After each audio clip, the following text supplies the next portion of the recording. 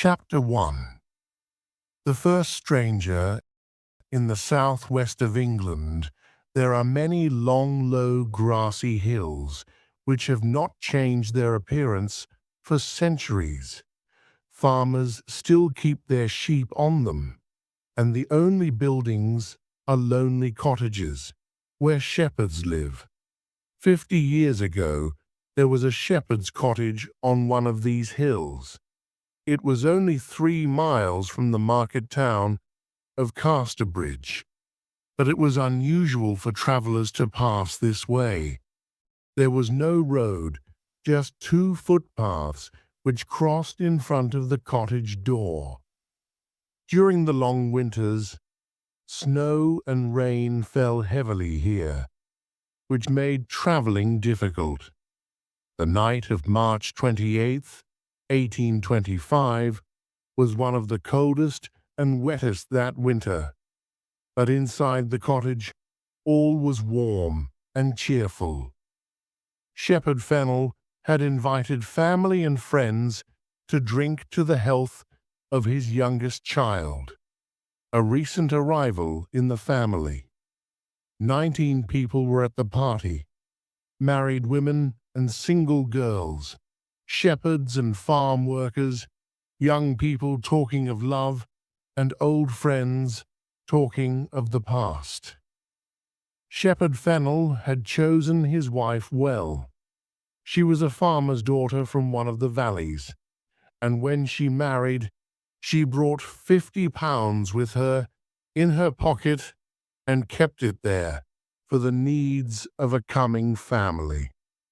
She did not like to spend money unnecessarily and had worried about the kind of party to give that evening. At a sit-still party, she thought, the men'll get too comfortable and drink the house dry. But at a dancing party, people get hungry and then they'll eat all our food. We'll have both sitting and dancing. That's the best way. And secretly, she told the fiddler to play for no more than 15 minutes at a time. But when the dancing began, nobody wanted to stop. The fiddler refused to catch Mrs. Fennel's eye and played on. The music got louder and louder, and the excited dancers stepped faster and faster. Mrs. Fennel could do nothing about it, so she sat helplessly in a corner as the minutes became an hour. While this was happening indoors, outside in the heavy rain and darkness, a figure was climbing up the hill from Casterbridge. It was a tall, thin man, about 40 years old, dressed all in black and wearing thick, heavy boots. When he reached the shepherd's cottage, the rain came down harder than ever. The man left the footpath and went up to the door. He listened carefully, but the music inside had now stopped, and the man seemed unsure what to do. He looked around, but could see no one on the footpath behind him, and no other houses anywhere near. At last he decided to knock on the door. "Come in," called Shepherd Fennel. All eyes turned towards the stranger as he entered the warm room. He kept his hat on, low over his face. "The rain is heavy, friends," he said, in a rich, deep voice. "May I come in and rest here for a while?" "Of course, stranger," replied the shepherd. "You've chosen your moment well, because we're having a party tonight. There's a new baby in the family, you see. I hope you and your fine wife will have many more, shepherd," the man answered, smiling politely at Mrs. Fennel. He looked quickly round the room and seemed happy with what he saw. He took his hat off and shook the water from his shoulders. "Will you have a drink with us, stranger?" asked Fennel. He passed a mug of his wife's homemade mead to the newcomer, who drank deeply from it and held it out for more. "I'll take a seat in the chimney corner if you don't mind," said the man, "to dry my clothes a bit." He moved closer to the fire and began to look very much at home. "There's only one more thing that I need to make me happy," he added, "and that's a little tobacco." "I'll fill your pipe," said the shepherd kindly. "Can you lend me one?" "You're a smoker, and you've no pipe?" said Fennel. "I dropped it somewhere on the road." The man lit the pipe that Fennel gave him and seemed to want to talk no more. Chapter 2. The Second Stranger. During this conversation, the other visitors had not taken much notice of the stranger because they were discussing what the fiddler should play next. They were just getting up to start another dance when there was a second knock at the door. At this sound, the stranger turned his back to the door and seemed very busy trying to light his pipe. "Come in," called Shepherd Fennel a second time. In a moment, another man entered. He too was a stranger. This one was very different from the first. There was a more cheerful look about him. He was several years older, with graying hair and a full, reddish face. Under his long, wet coat, he was wearing a dark gray suit. "I must ask to rest here for a few minutes, friends," he said, "or I shall be wet to the skin before I reach Casterbridge." "Make yourself at home, sir," replied Fennel, a little less warmly than when welcoming the first stranger. The cottage was not large, there were not many chairs, and these newcomers brought cold, wet air into the room. The second visitor took off his coat and hat and sat down heavily at the table, which the dancers had pushed into the chimney corner. He found himself sitting next to the first stranger, who smiled politely at him and passed him the mug of mead. The second man took it, lifted it to his mouth, and drank without stopping, watched by Mrs. Fennel, who was not pleased at this free drinking of her best mead. At last, the man in the grey suit put down the mug with a happy sigh. "That's wonderful mead, shepherd," he said. "I haven't tasted anything as good as that for many years." "I am pleased you enjoy it, sir," replied Shepherd Fennel. "It's goodish mead," agreed his wife, a little coldly. "Made from our own honey, of course, and it is trouble enough to make, I can tell ye. But we may not make any more. Honey sells well, and we don't need much mead for ourselves." "Oh, but you can't stop making this," cried the man in grey. He took the mug again and drank the last drop. "I love mead as much as I love going to church on Sundays or giving money to the poor." "Ha ha ha ha ha," said the man by the fire, who seemed to enjoy the stranger's little joke.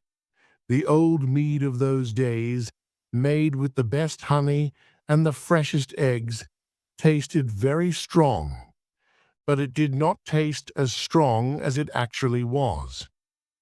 Before long, the stranger in grey became very cheerful and red in the face. He made himself comfortable in his chair and continued the conversation. "Well, as I say, I'm on my way to Casterbridge," he said. "You don't live there, then?" said Shepherd Fennel. "Not yet, although I plan to move there soon." "Going to start a business, perhaps?" asked the shepherd. No, no, said his wife. It is easy to see that the gentleman is rich and doesn't need to work at anything. Rich is not the word for me, madam, replied the man in grey. I have to work, and I do work. And even if I only get to Casterbridge by midnight tonight, I must begin work there at 8 o'clock tomorrow morning. Yes, hot or cold, rain or snow, I must do my day's work tomorrow. Poor man. So, although you look rich and comfortable, your life is harder than ours, is it? Said the shepherd's wife. Well, it's the work that I have to do, that's all. Now I must leave you, friends, but before I go, there's time for one more drink to your baby's health. Only the mug is empty. Here's some small mead, sir, offered Mrs. Fennel. We call it small, but it's still made from good honey. No, said the stranger, I prefer to remember the taste of your best mead. Thank you. Of course you do, said Shepherd Fennel quickly. He went to the dark place under the stairs where the best mead was kept and filled the mug.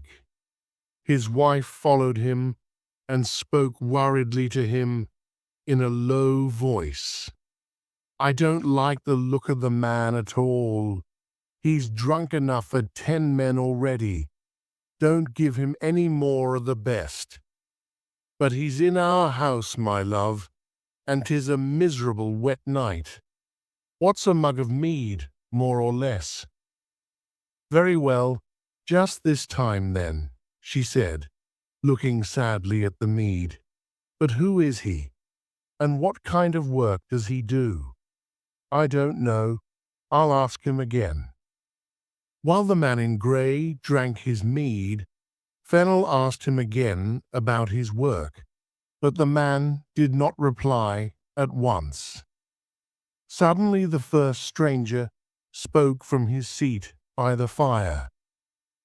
Anybody may know what I do. I work with wheels. And anybody may know what I do, said the man in the grey suit, if they're clever enough to find it out. There was a short silence, which the shepherd's wife broke by calling for a song. The second mug of mead had made the stranger's face even redder and more cheerful than before, and he offered to sing the first song. This is what he sang. My job is the strangest one, honest shepherds all, work that all the world can see. My customers I tie, and I take them up so high, and send them to a far country. No one spoke except the man near the fire, who joined in the last part with a deep, musical voice, and send them to a far country. None of the people in the room understood what the singer meant, except the man near the fire, who continued smoking, and said calmly, Go on, stranger, sing on. The man in grey drank again from his mug, and sang, There isn't much I need, honest shepherds all, to set the criminals free, a little piece of rope and a tall hanging post, and that'll be enough for me. Now it was clear to everybody in the room that the stranger was answering the shepherd's question in song. They all looked at him, their eyes and mouths wide open in horror. Oh, he's the hangman, they whispered to each other. He's come to hang that poor clockmaker tomorrow in Casterbridge prison. The clockmaker who had no work and whose children had no food, so he stole a sheep, and now he's going to hang for it. Chapter 3. The Third Stranger. Just then there was another knock on the door. People seemed frightened, and Shepherd Fennel was slow to call out for the third time the welcoming words, "Come in." The door was gently opened, and another stranger stood in the doorway. He was a little man with fair hair and was tidily dressed. "Can you tell me the way to—" he began, but stopped speaking when his eyes fell on the stranger in grey, who at that moment started singing again. "Tomorrow is my working day, honest shepherds all, working with the little piece of rope. A sheep has lost its life, and the thief must pay the price. He'll find some peace with God, we hope." The man by the fire repeated cheerfully in his deep voice, "He'll find some peace with God, we hope." All this time, the third stranger had stood in the doorway, and now everyone turned to look at him. They saw to their surprise that his face was white, his hands were shaking, and his eyes were fixed in horror on the man in grey. A moment later, he turned and ran away into the darkness and the rain. "Who can that be?" asked Shepherd Fennel. No one answered. The room was silent, although there were more than 20 people in it, and nothing could be heard except the rain beating on the windows. The stillness was broken by a bang.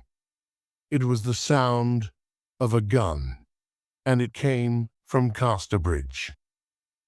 "What does that mean?" cried several people at once. "A prisoner's escaped from Casterbridge prison?" "That's what it means," replied the man in grey, jumping up from his chair. "I wonder if it's my man." "It must be," said the shepherd, "and I think we've seen him. The little man who looked in at the door just now and shook like a leaf when he saw ye and heard your song. His face was as white as a sheet," said the fiddler. "His hands shook like an old man's," said a farm worker.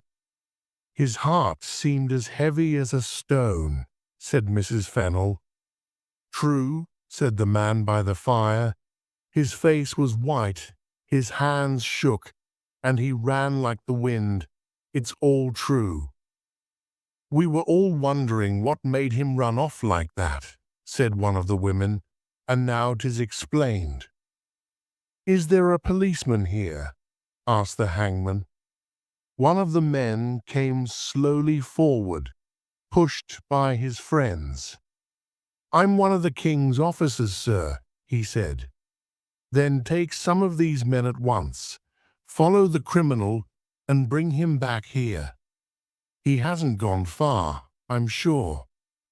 "I will, sir, I will, when I've got my uniform. I'll go home and put it on, and come back here immediately." "Uniform? Never mind about your uniform. The man'll be far away by that time." "But I must have my uniform. There's the king's name on it in gold. I can't arrest a man without my uniform on." "I'm a king's man myself," said the man in grey coldly, "and I order you to find and arrest this man at once. Now then, all the men in the house must come with us. Are you ready?" The men left the cottage to start their search, and the women ran upstairs to see the new baby, who had begun to cry loudly. But the living room did not stay empty for long. A few minutes later, the first stranger came quietly back into the house. He cut himself a large piece of cake and drank another mug of mead. He was still eating when another man came in just as quietly. It was the man in grey. "Oh, you here?" said the hangman, smiling. "I thought you had gone to help look for the prisoner." "And I thought you had gone too," replied the other. "Well, I felt that there were enough people without me," said the man in grey, helping himself to the mead. "I felt the same as you. These shepherd people can easily find the man because they know this hilly country. They'll have him ready for me by the morning, and it'll be no trouble to me at all." "Yes, they'll find him. We'll save ourselves all that trouble." "True, true. Well, I'm going to Casterbridge. Are you going the same way? We could walk together." "No, I'm sorry to say I'm going the other way." And after finishing their mead, the two men shook hands warmly, said goodbye to each other, and went their different ways. Out on the hills, the shepherd and his friends were getting cold and wet in their search for the prisoner. They had no luck at all until they reached the top of a hill, where a single tree stood.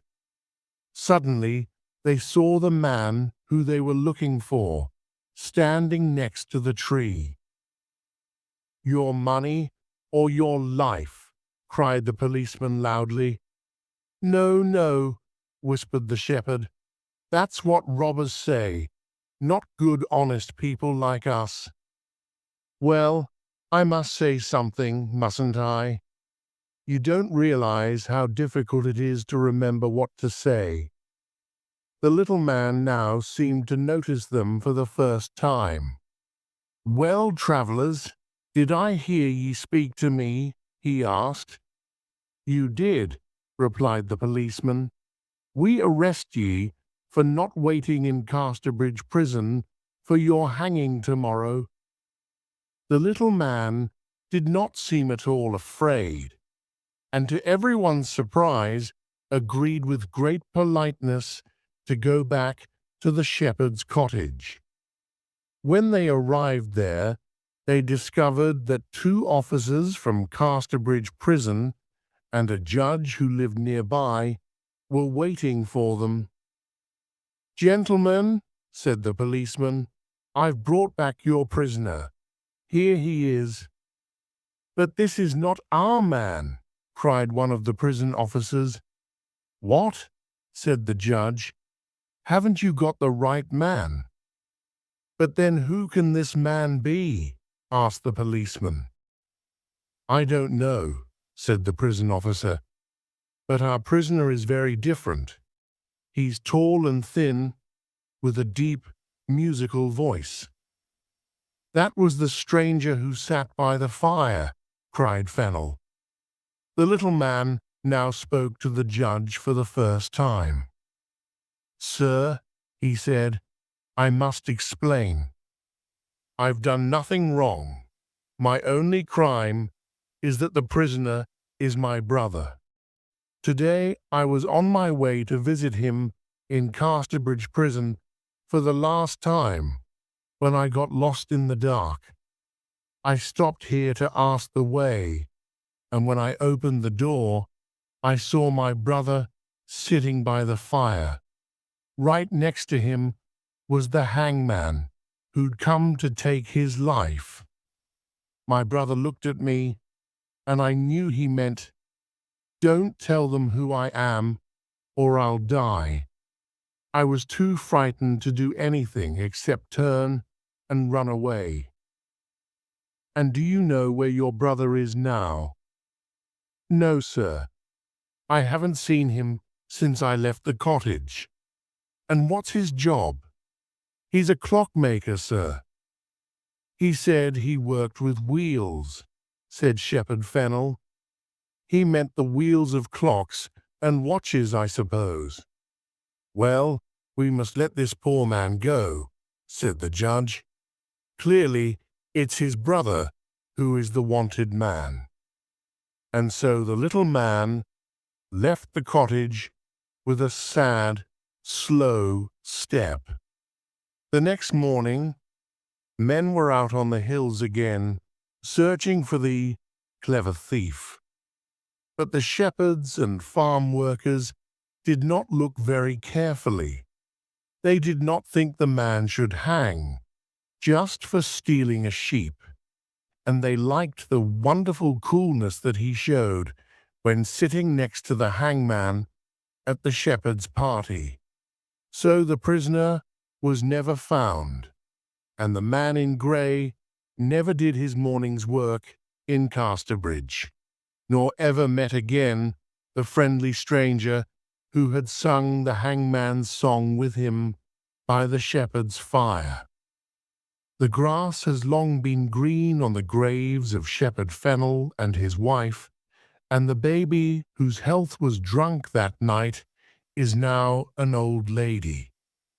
But the arrival of the three strangers at the shepherd's cottage and all that happened afterwards is a story as well known as ever in the hills and valleys around Casterbridge.